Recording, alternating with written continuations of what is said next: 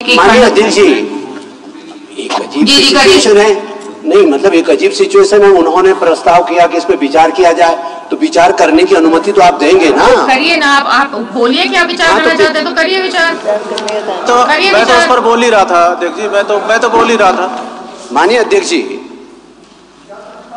एक चाहे वो नगर पालिका अधिनियम जिसको अभी सदन ने पारित किया या नगर निगम अधिनियम है, मुझ जैसे व्यक्ति की गंभीर चिंता इसमें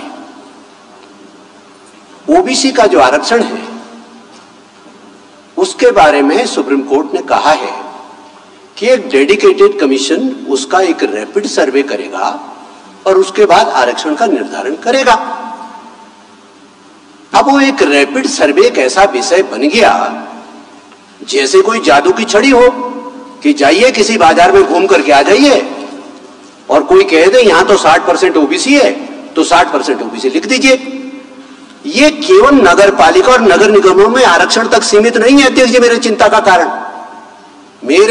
का कारण यह है कि उत्तराखंड जैसे संवेदनशील राज्य में, फ्रंटलाइन स्टेट में, बॉर्डर स्टेट में यहां की जो डेमोग्राफी है वो चेंज हो रही है। और जब हम ऑफिशियली इस बात को कहने लगेंगे कि हाँ इतने ओबीसी, हमने तो क्या किया, कैसे सर्वे हुआ अध्यक्ष जी? सर्वे ऐसे हुआ कि साहब आप कौन है, कि हम तो यादव हैं, हो गए जी ओबीसी। आप कौन है साहब, हम तो क्या है, हम तो अंसारी जी, हो गए ओबीसी। कास्ट बेस्ड चीजों के लिए भारत सरकार के और तमाम सारे कोर्ट्स के रिटन जजमेंट और रूल्स लेट डाउन है कि जाति का जो निर्धारण होता है वो माता पिता से होता है, कहां हम रह रहे हैं उससे जाति का निर्धारण नहीं होता है। उदाहरण के लिए जिस जिले से हमारे मुख्यमंत्री जी आते हैं, जिस जिले से आदरणीय सौरभ जी आते हैं, वहां नमो शूद्र जाति के लोग रहते हैं। वो पश्चिम बंगाल से होकर के यहां रहने आए, वो यहां रह रहे हैं, उस पर हमारे कोई आपत्ति नहीं है। लेकिन यहां एक अभियान चला कि इनको अनुसूचित जाति घोषित किया जाए क्योंकि पश्चिम बंगाल में अनुसूचित जाति है। The matter went right up to the government of India, registrar general के यहां गया। ये इसलिए टर्न डाउन हुआ कि जो जाति का सर्टिफिकेट है, जो जाति का रिकॉग्निशन है, जो जाति की पहचान है, वो स्टेट स्पेसिफिक है। जो उत्तर प्रदेश का ओबीसी है उत्तर प्रदेश का ओबीसी है, उत्तराखंड का ओबीसी नहीं हो सकता। जो हिमाचल का ओबीसी है वो हिमाचल का ओबीसी, उत्तराखंड का ओबीसी नहीं हो सकता। Including marriage of a women और मैरिज टुगेदर, मैन और women, the marriage does not change the status of the caste. यदि एक सामान्य जाति की महिला एक एससी जाति के उत्तराखंड के किसी व्यक्ति से शादी कर लेगी तो एससी की नहीं हो जाएगी, वो सामान्य की ही रहेगी। या सामान्य जाति की यदि कोई एससी की कोई सामान्य जाति से शादी करेगी तो एससी की रहेगी। लेकिन शर्त ये होगी कि यदि उत्तराखंड की एससी होगी तो उसको एससी का बेनिफिट यहां मिलेगा, यदि उत्तराखंड की एससी नहीं है तो उसको बेनिफिट यहां नहीं मिलेगा। मैं आपको एक उदाहरण कोट करता हूं। अभी जुमे कुछ महीने पहले लोकसभा के चुनाव हुए मध्य प्रदेश के अंदर। मेरी खुद की पार्टी ने, भारतीय जनता पार्टी ने, एक आरक्षित सीट पर एक महिला को टिकट दिया।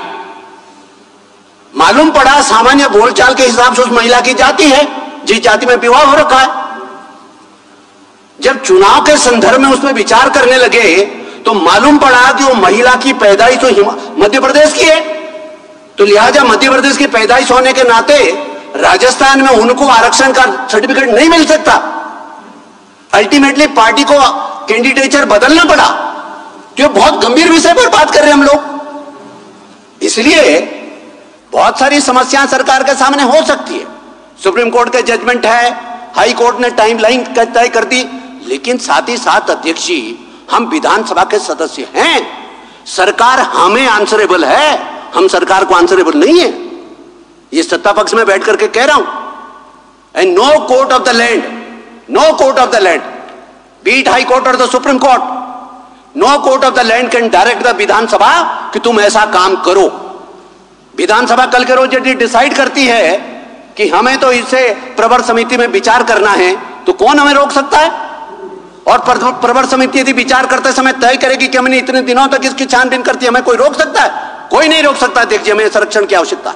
लेकिन फिर भी चूंकि ग्रास रूट डेमोक्रेसी में कोई एब्रप्शन ना हो, कंटिन्यूटी बनी रहे, कोई संवैधानिक अड़चन ना पैदा हो, कोई एक ऐसी स्थिति ना पैदा हो कि एक कॉन्स्टिट्यूशन जिसे लॉक जाम में एक स्टैंड अप सिचुएशन में सरकार फंस जाए, यह भी जिम्मेदारी हमारी है।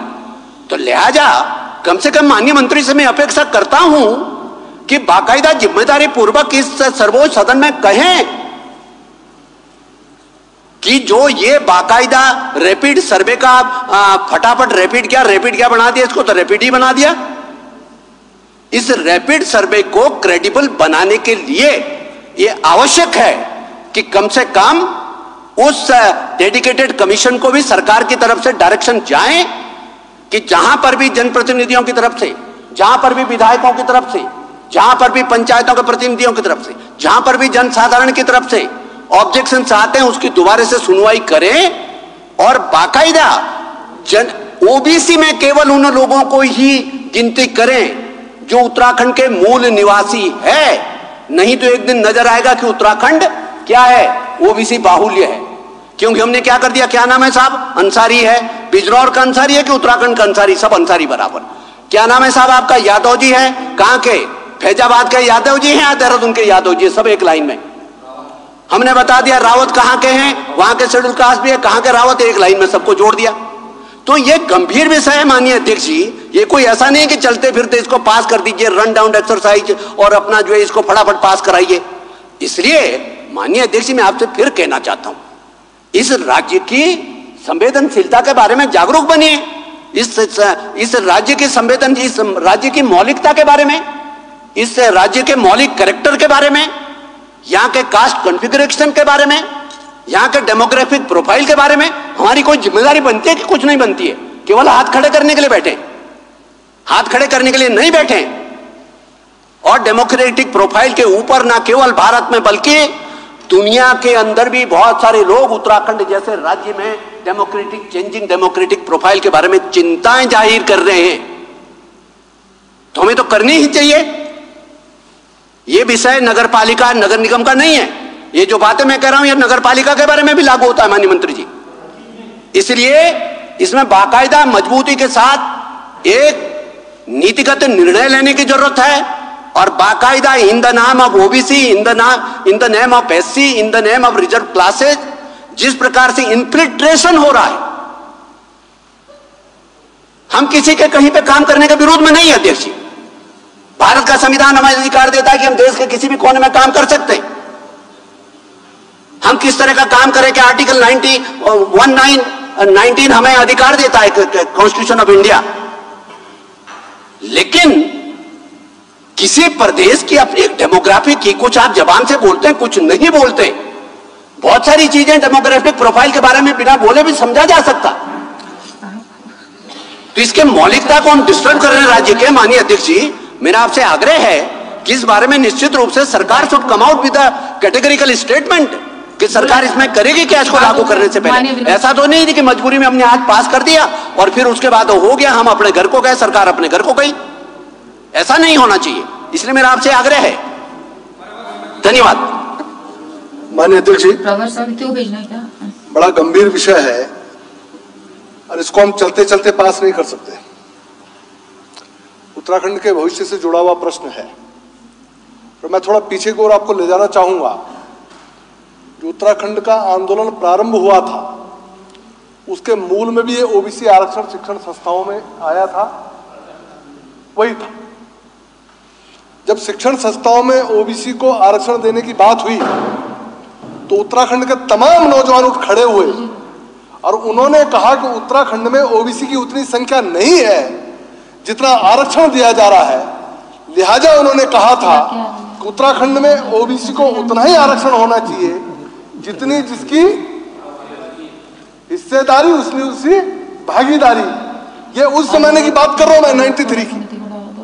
और उसके बाद जब इस बात पर विचार नहीं हुआ तो उसकी परिणति उत्तराखंड आंदोलन के रूप में हुई। आज हम उत्तराखंड राज्य में बैठे हुए हैं। यह मूल में है, इस राज्य के निर्माण के मूल में है कि इस तरह के कानून वहां लागू किए जा रहे थे, थोपे जा रहे थे, उसके विरोध में लोग उठ खड़े हुए और आज राज्य बना रहा। फिर वही स्थिति हम 93 में जाके खड़े हो रहे हैं।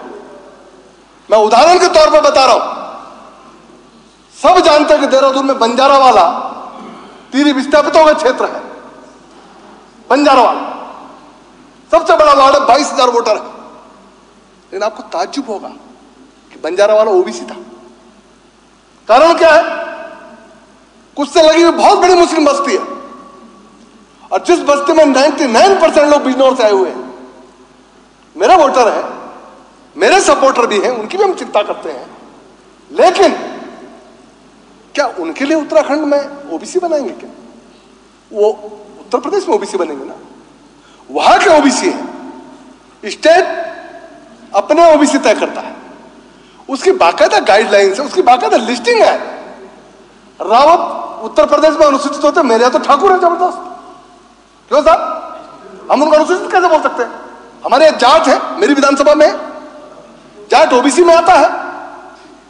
हमारे उत्तराखंड में रिजर्वेशन का लाभ ले लेंगे, मेरे लोग कहा जाए। आखिर राइट तो मेरे आदमी का मरेगा ना।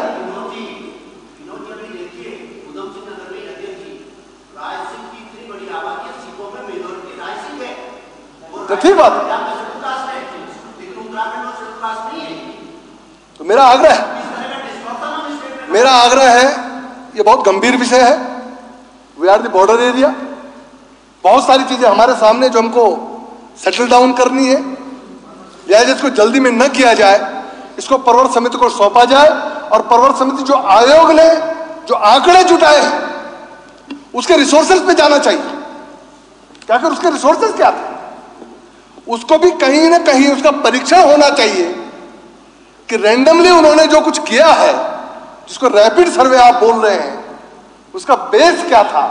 मेरे घर तो कोई पूछने नहीं आया, मेरे घर कोई बताइए, आपके घरों में कोई पूछने आया क्या? कम से कम मेरे यहां तो पूछने नहीं आया। मेरे घर में मैंने पत्नी से पूछा कि आपके पास कोई आया नहीं, हमारे यहां तो कोई नहीं आया, कोई नहीं आया। तो इस प्रकार का सर्वे हुआ, लगातार इसका विरोध हो रहा। तो मेरा आग्रह, हम जिम्मेदार लोग बैठे हैं, ये विधानसभा उत्तराखंड की चिंता करने के लिए बनी हुई विधानसभा है, ये उत्तराखंड की विधानसभा है, ये उत्तराखंड के हितों को संरक्षण देने के लिए बनी हुई विधानसभा है। हमको इसको परवर समिति को भेजना चाहिए, इसका परीक्षण होना चाहिए। आप टाइम बाउंड कर सकते हैं, आप टाइम बाउंड कर सकते हैं, न्यायालय का भी हम सम्मान करते हैं, लेकिन हम रैंडमली कोई काम नहीं कर सकते, आंख बंद करके नहीं चल सकते।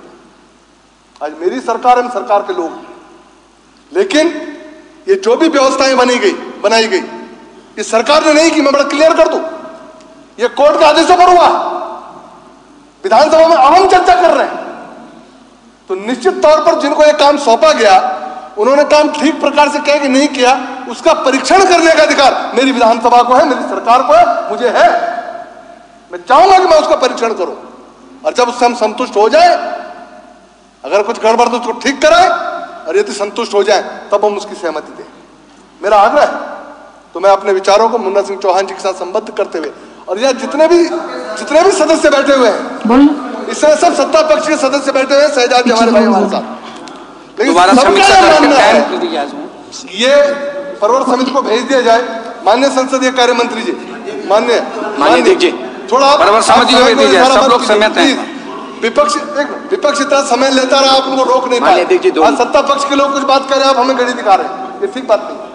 हमको बात करनी, आपकी सरकार है, हमारी सरकार है। अच्छा बैठे। मेरा आग्रह है, आपने आग्रह कर लिया, बैठ जाइए पीछे। नगर पालिका निगम, नगर पंचायत जो भी है, ये सबके लिए है। मेरा आग्रह, आपने अपनी बात कह ली है, माननीय सदस्य जी बैठिए और पीछे से बोलना चाहते।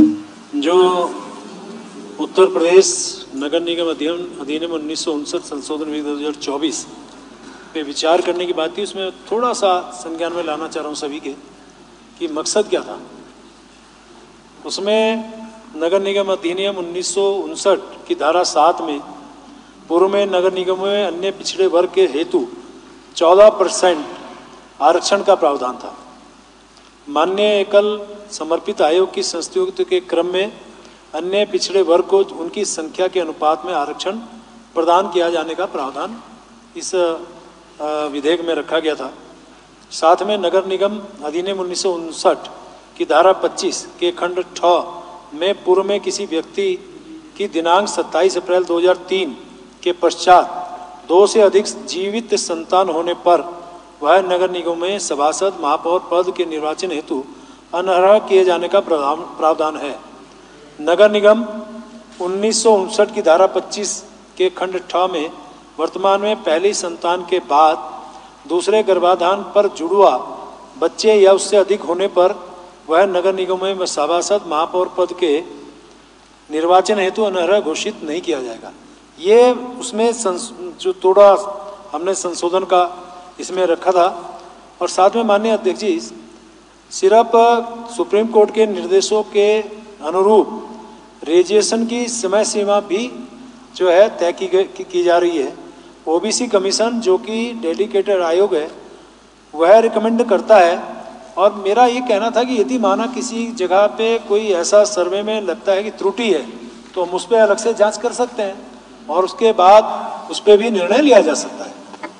मैं ये मेरा इसमें नहीं, प्रवर समिति को देने में क्या हर्ज है?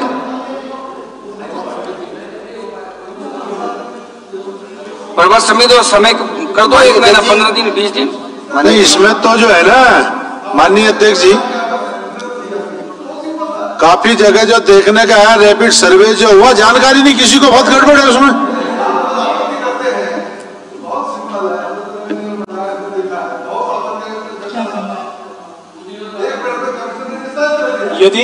यदि सदन की अपेक्षा है तो मेरा माननीय अध्यक्ष जी अनुरोध ये भी रहेगा, एक समय निर्धारित कर दी जाए और उसमें बिल्कुल समिति को ये उचित है, ये उचित। ठीक है, ये समयबद्ध रूप से कमेटी रिपोर्ट करे। हाँ ठीक, आपने प्रवर समिति को दे दिया ना, और उसका अधिकार माननीय अध्यक्ष जी हम आपको सौंपते हैं। माननीय अध्यक्ष जी को, माननीय मंत्री जी, तो फिर आप ही के माननीय अध्यक्ष जी, आग्रह मंत्री जी से ये है कि चूंकि केवल भाषा का फर्क है, नगर निगम, नगर पालिकाएं वगैरह, नगर पंचायतें, तो फिर तो ये सामान्य रूप से दोनों तीनों के लिए होगा। नगर निगम, वैसे मुन्ना चौहान जी वो तो पारित हो गया, ठीक है, उसमें आप कैसे ग्राम पंचायत वगैरह सब में होना चाहिए। प्रस्ताव पारित हो गया। लेकिन नहीं है, ऐसा नहीं है,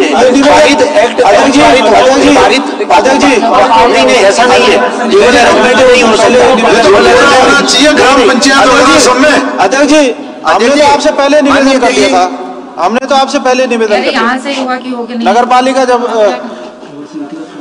आप कैसे बहुत सारी चीजें नगर पालिका में भी इंटरवीन किया है, तो जब इसको व्यवस्था दे तो नगर पालिका, नगर पंचायत और नगर पालिका में मान्य अध्यक्ष जी, पारित हो चुका है माननीय, तो पारित हो चुका है लोकल बॉडी। हाँ, नहीं पारित कैसे हो गया? ये तो नहीं हो सकता ना कि नगर पालिका को आपने पास कर दिया, नगर निगम में जो है व्यवस्थाएं लागू हो जाएंगी। सभी अर्बन लोकल बॉडीज दो तरह प्रवर समिति का प्रस्ताव तो आया नहीं, उसके नहीं हो सकती ना। प्रवर समिति में कैसे जाएगा? अब तो पारित है। नहीं, लेकिन दो तरह की व्यवस्था भी तो नहीं हो सकती ना, उससे बहुत परेशानी खड़ी हो जाएगी। अरे रुको यार, अरे सुन लो भाई, सुनाओ, पता है सब लोग ज्ञानी है यहाँ। माननीय मंत्री जी, सुन तो लीजिए। विभागीय मंत्री भी हो, विभागीय मंत्री है, सरकार आप लोग हम सब साथ में है। ऐसा नहीं है कि आप अलग है मैं अलग हूँ। एक ये भाव थोड़ा त्याग दीजिए कि मैं सरकार हूँ, आप नहीं है, सभी सरकारें हैं। मंत्री मेरा माननीय अध्यक्ष जी को सरकार बोलते हैं, ठीक है। मेरा माननीय अध्यक्ष जी, क्योंकि आप जानते हैं कि ये इसी विधानसभा से अभी पारित हुआ है। अब चूंकि सारे विषय संविधान की दृष्टि से, नियमों से सदन चलता है, मेरा इसमें मानना यह है कि ठीक है, अब मैंने जैसे प्रवर समिति का विषय रखा है, आपकी सबका सम्मान करते हुए, सबकी सदन की भावना को आदर करते हुए, इसमें भी यदि आपत्ति आएगी तो उस पर विचार kiya जा सकता है। ये सारे मसले प्रवर समिति को भेज देना। मान्य अध्यक्ष जी, नगर पालिका वाली की बात, मान्य अध्यक्ष जी, नहीं, लेकिन आपने तो पारित कर दिया ना। आप एक व्यवस्था, आपने इसको पारित कर दिया, जिन्होंने उस समय आपत्ति कर ली थी। मान्य अध्यक्ष जी, एक मिनट, मैं बताता हूँ, एक मिनट। नहीं, मैं देखिए माननीय अध्यक्ष जी, एक बात बड़ी स्पष्ट है, माननीय मंत्री जी, वो चाहे नगर निगम हो, चाहे नगर पालिका हो, चाहे नगर पंचायतें हो, ये अर्बन लोकल बॉडीज हैं। वो एक ही फ्रेम के अंदर डिफाइन होती हैं, ये अलग बात है, कोई कैटेगरी अलग है।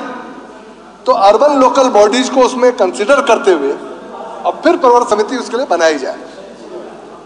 माननीय अध्यक्ष जी, हम मानते हैं आपने जो विनिश्चय दे दिया, जो भी व्यवस्थाएं दे दी, आपने नगर पालिका जो संशोधन विधेयक है वो अगर पारित करवा दिया हमसे, तो एक व्यवस्था आप जरूर दे सकती हैं, क्योंकि नहीं हाँ हमने हाँ हो गया, आपने कहा हमने पारित कर दिया, नहीं आपने कहा हमने पारित कर दिया, मैंने नहीं कहा भाई, सबने कहा, मैंने तो सिर्फ पढ़ा। नहीं हो गया, नगर पालिका संशोधन विधेयक पारित हो गया है, क्योंकि उससे पहले मैं खड़ा हो गया था, लेकिन आपने कहा आप बैठिए। मैं ये कहना चाहता हूं कि अगर इसमें परवर समिति को, हमको नगर निगम जो संशोधन विधेयक है उसको अगर परवर समिति को, देखिए माननीय सर, इसमें आपकी बात समझ रही हूँ, लेकिन अगर हमने पारित कर दिया है इसी विधानसभा में, अभी 10 मिनट पहले पारित किया है, अब हम कैसे उसको परवर समिति में डालें? ये पॉसिबल नहीं है, नहीं पॉसिबल। आप अपने क्या व्यवस्था भाई, ऐसी थोड़ी व्यवस्था चलती है।